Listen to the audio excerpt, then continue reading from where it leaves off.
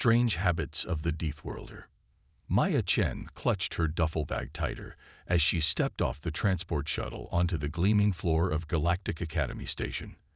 After 6 months in cryosleep and 2 weeks of gradual awakening during the journey from Earth, her legs felt wobbly beneath her.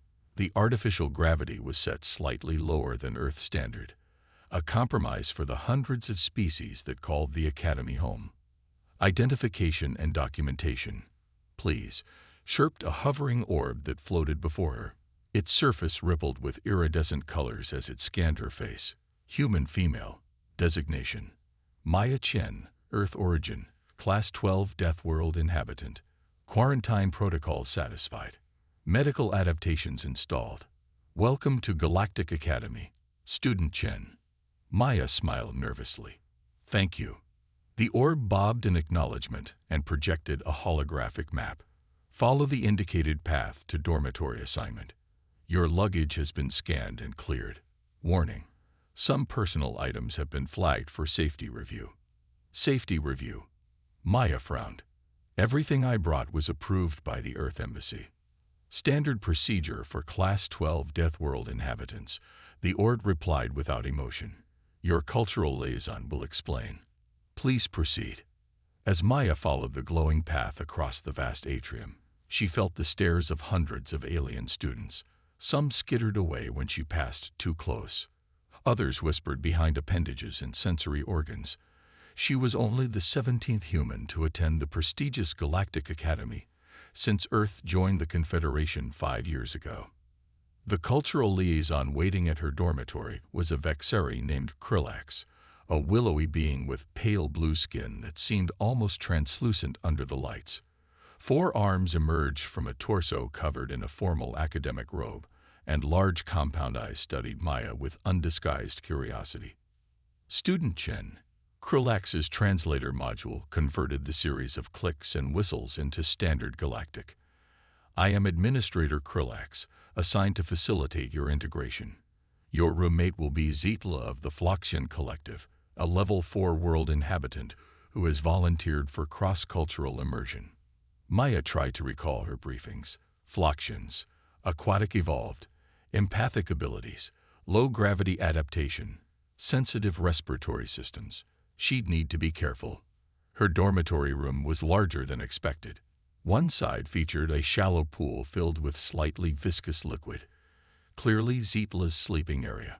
The human side had been outfitted with what appeared to be a standard bed, albeit with subtle reinforcement to handle Earth gravity-adapted muscle mass. Your personal items will be delivered after safety inspection, Krillax explained. Some may require modification or containment. I didn't bring anything dangerous, Maya protested. Krillax's upper arms made a gesture the translator interpreted as apologetic. What is harmless on Earth may be hazardous here. Your Deathworld biology requires practices that could harm others. For example, your natural skin bacteria could be pathogenic to 26 species on campus. Maya nodded reluctantly. The extensive vaccinations and symbiotic implants she'd received before departure were supposed to address most biosafety concerns, but some precautions were inevitable. After Krillax departed, Maya sat on her bed, exhausted from the journey and orientation. She was just beginning to doze when a gentle splashing sound announced her roommate's arrival. Zitla emerged from her pool in a graceful undulation. Her body was vaguely humanoid, but covered in iridescent scales that shifted color with her movements. Gill-like structures pulsed at her neck, and webbed fingers spread in a greeting gesture. Hello, human Maya. Zitla's voice was melodic, almost singing. I am honored to share living space with you. The administration provided extensive safety briefings, so please don't worry about frightening me. Despite these reassuring words, Zitla maintained a careful distance. Maya smiled, trying to appear as non-threatening as possible. Thank you for volunteering to room with me. I promise I'm not dangerous. Their first evening passed in awkward but polite conversation. Maya learned about Phlox, a world of shallow seas and floating vegetation mats, while Zitla asked careful questions about Earth. When Maya's belongings finally arrived, Zietla watched with obvious fascination as she unpacked. "What is that device?" the Phloxian asked as Maya set up her electric toothbrush. "It's for cleaning my teeth. Humans need to remove food particles and bacteria daily," Maya explained, not mentioning that her dental routine was already simplified for space travel. Zietla's scales rippled in a pattern Maya couldn't interpret. "Fascinating. Your species maintains a manual hygiene regimen rather than symbiotic cleaners." The next morning marked the true beginning of their cultural misunderstanding.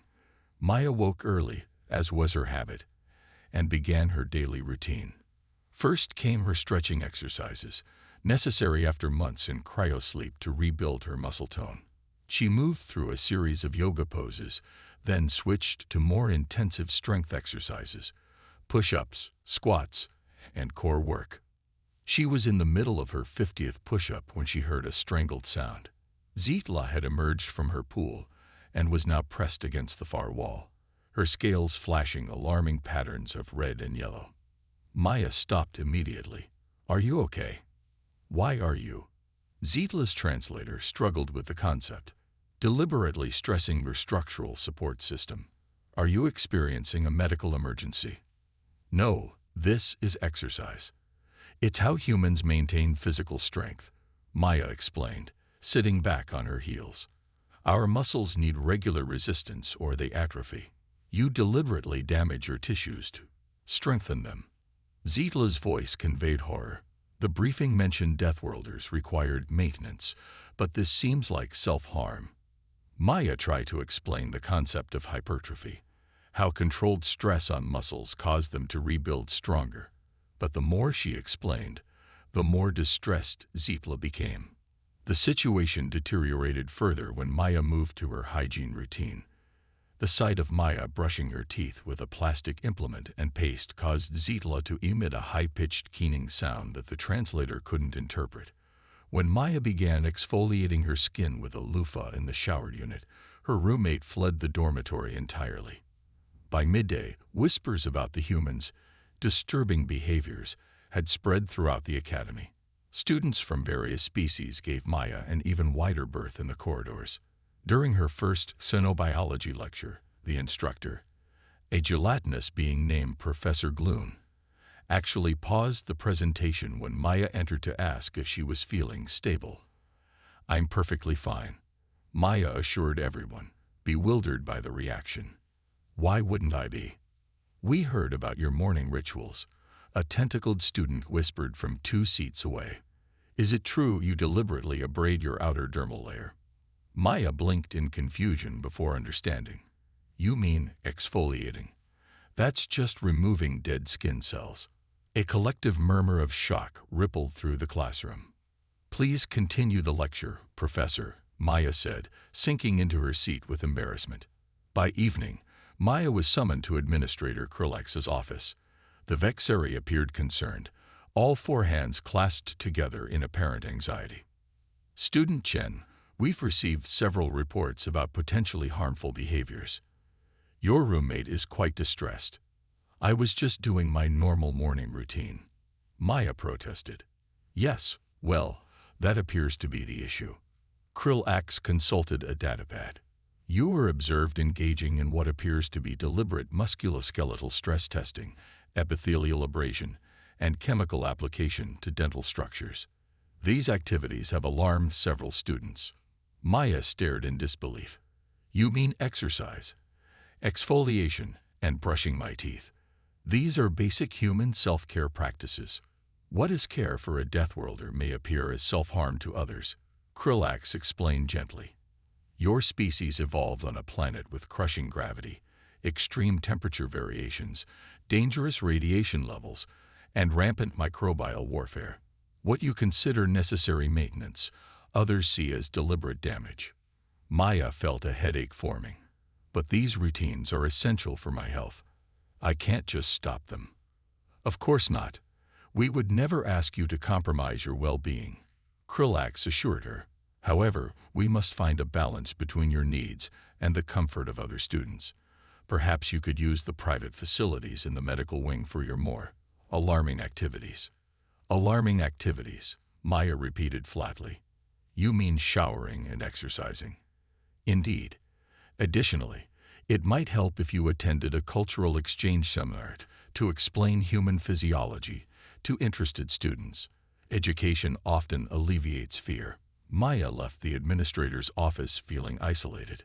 On Earth, she'd been considered rather gentle, a scholar more interested in xenobiology than the physical prowess many humans prided themselves on. Here, her most basic routines marked her as an alarming curiosity. Back at her dormitory, she found Zitla had returned, but was maintaining a careful distance. "I apologize if my morning routine disturbed you," Maya said sincerely. Zitla's scales shifted to a more subdued pattern. "I should apologize as well. I volunteered for cross-species housing to expand my understanding, yet I reacted poorly to my first challenge." "Maybe we can learn from each other," Maya suggested. "I'd be happy to explain why humans do these things." "I would appreciate that." Zitla moved slightly closer, though still maintaining a prudent distance. "The administrator mentioned something about your planet's gravity requiring regular maintenance." Maya smiled and began to explain about Earth, its punishing gravity, extreme weather, and the evolutionary pressures that shaped human biology. As she spoke, she realized just how strange her normal life must seem to beings from more hospitable worlds. "So you must continually strengthen your support structures just to counteract your planet's pull?" Zitla asked, fascinated despite her obvious discomfort. "Exactly. And our skin constantly regenerates to deal with damage from our sun's radiation and physical abrasion." "No wonder your species developed such resilience," Zitla observed. "On Phlox, we exist in harmony with our environment. Nothing seeks to crush us or burn us from above." As they talked into the night, Maya began to understand just how profoundly different her experience of life was from her roommates. What she considered normal self-care appeared violent and disturbing to species that evolved in gentler environments. She would need to find a way to bridge this gap, not just for her comfort, but to fulfill her purpose in attending the academy. She was here to learn, yes, but also to represent humanity among the stars. Tomorrow would bring new challenges, but tonight, at least, she had made a small step toward understanding. Understanding strength through difference. The cultural exchange seminar was scheduled for the Academy's minor auditorium, a space that could accommodate 100 students. Maya had expected perhaps a dozen curious attendees. Instead, she found the room filled to capacity with beings from across the galactic spectrum.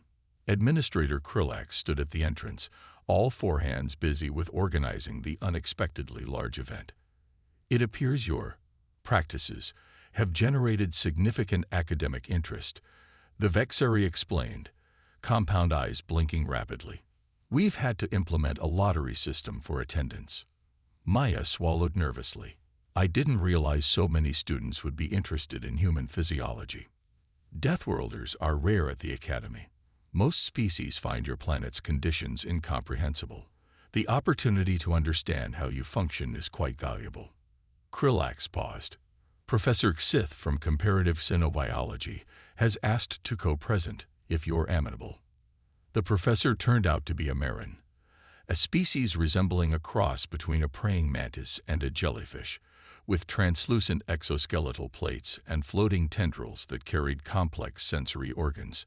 Standing nearly 8 feet tall, Professor Xith towered over Maya. "Fascinating opportunity," the professor's translator rendered in a deep, resonant voice. "Human physiological adaptations demonstrate impressive evolutionary responses to extreme environmental pressures."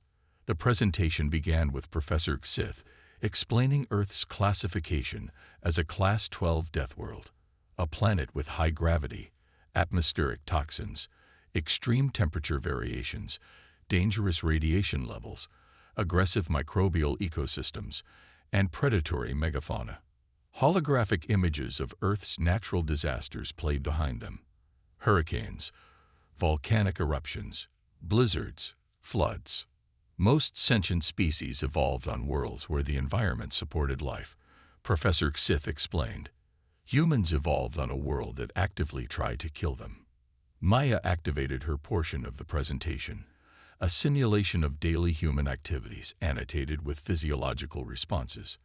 What looks like self-harm to many of you is actually necessary maintenance for our bodies, she explained. Take exercise, for instance. The hologram showed a human lifting weights with a microscopic view of muscle fibers tearing and rebuilding stronger. Our muscles must constantly work against Earth's gravity, Maya continued. When we're in environments with lower gravity, like this station, we must artificially create resistance, or our muscles begin to atrophy, literally wasting away. A ripple of discomfort moved through the audience. Our skin is similarly high maintenance. Maya demonstrated her exfoliation routine.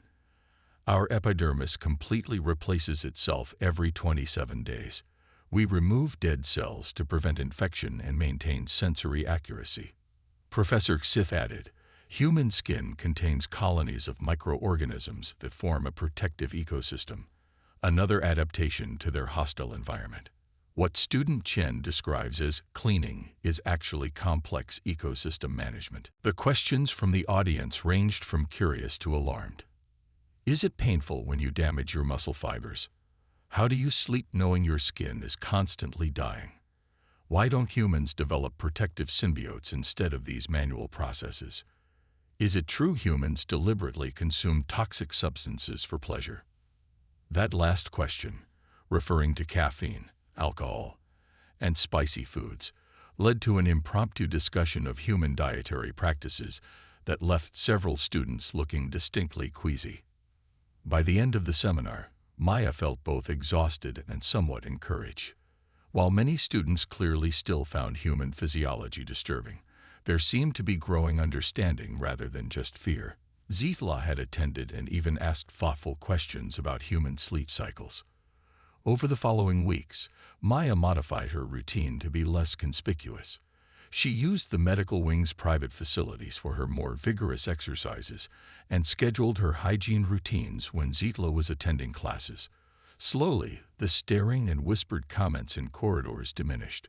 Then came the day of the environmental systems failure. Maya was in Xenobiology Lab 4 with 20 other students when the environmental controls malfunctioned. A containment field collapsed, releasing a rush of high-oxygen atmosphere and increased gravity designed for a specimen from a heavy world. Emergency barriers deployed, but the students were trapped in rapidly changing conditions. For most species present, the increased gravity was immediately debilitating. Zithla and 2 other aquatic species collapsed, their bodies not structured to support themselves in the crushing pressure. A crystalline being named Trilith developed concerning fractures along its mobility joints. Maya felt the familiar pull of something close to Earth's gravity, uncomfortable after weeks in lighter conditions, but manageable. She immediately recognized the danger to her classmates. Everyone who can move, help the others to the emergency oxygen regulators, she called out, already lifting Zitla's surprisingly heavy form. The Phloxian's gill structures were spasming in the oxygen-rich air. Too much pressure, Zitla gasped, scales turning a sickly gray.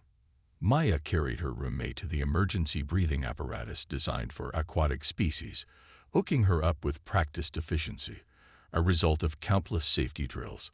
She then returned for the other struggling students, her muscles straining but functioning under the increased gravity. Professor Gloon had collapsed into a puddle of distressed protoplasm. Maya carefully scooped the professor into a containment vessel where the gelatinous academic could maintain cohesion. Human strength, impressive, the professor bubbled through the translator. Your exercise routines, suddenly contextually logical. Emergency response teams were attempting to override the malfunctioning systems, but progress was slow. The atmospheric mix was growing increasingly toxic for many species as backup systems prioritized maintaining pressure over composition. We need to manually reset the environmental sequencer, called out a technician through the communication system. But the control panel is on the far side of the lab, and none of our emergency responders can function in those conditions long enough.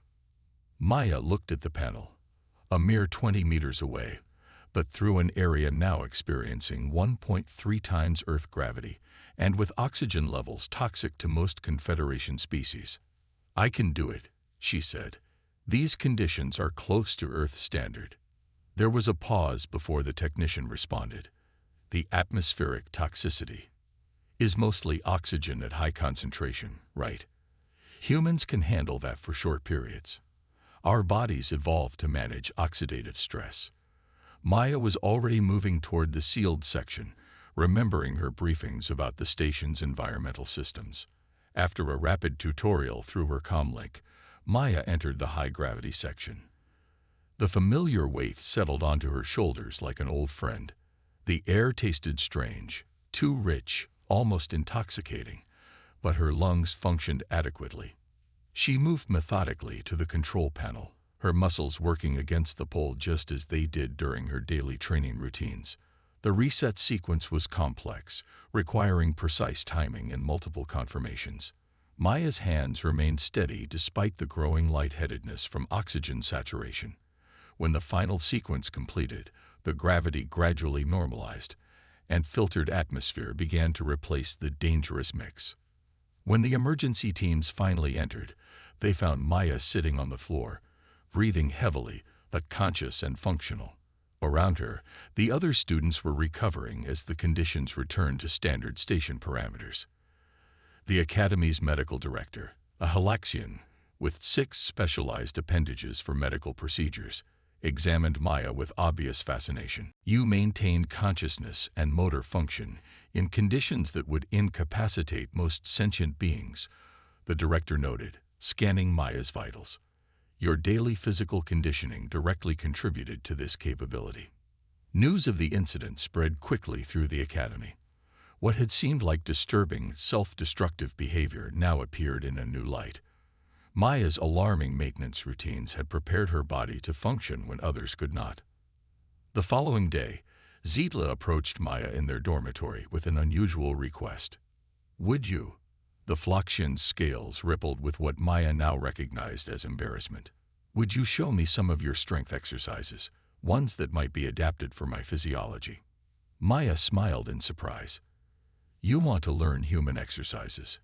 Yesterday demonstrated that certain aspects of Deathworld adaptation could be beneficial, even for those of us from more hospitable environments," Zitla explained.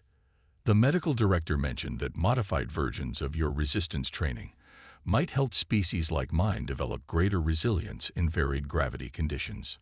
That evening, Maya led Zitla through simplified versions of stretching and core strengthening exercises modified for Phloxian physiology. They were soon joined by Trilith, the crystalline being, who was interested in exercises to strengthen the silicon-carbon matrix that formed its movement joints. By week's end, Maya was running a small, unofficial human conditioning study group with participants from 6 different species.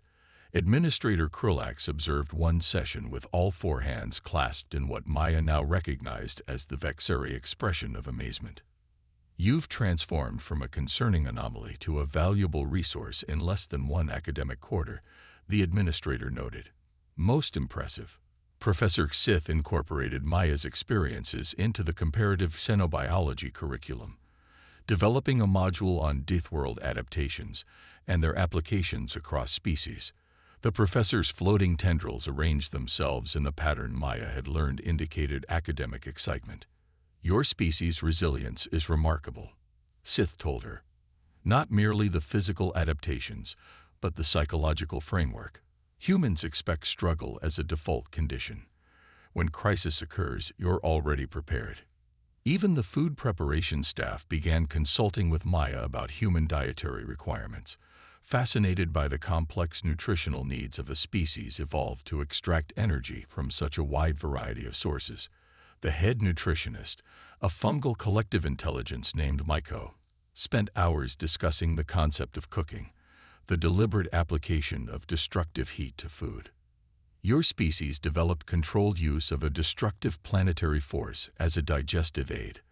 Myco's distributed voice sounded incredulous. "Remarkable adaptation." 3 months after the environmental system incident, the Academy held its traditional midterm cultural festival. Each species presented aspects of their homeworld's culture, from art forms to scientific achievements. Maya's human exhibit drew consistent crowds. She demonstrated simple Earth activities that now seemed less alarming to her classmates. Yoga routines, cooking demonstrations, basic first aid techniques. Zitla and several other students from her exercise group even participated in a modified Tai Chi routine adapted for their physiologies. I still find it difficult to comprehend how your species thrived on such a hostile world.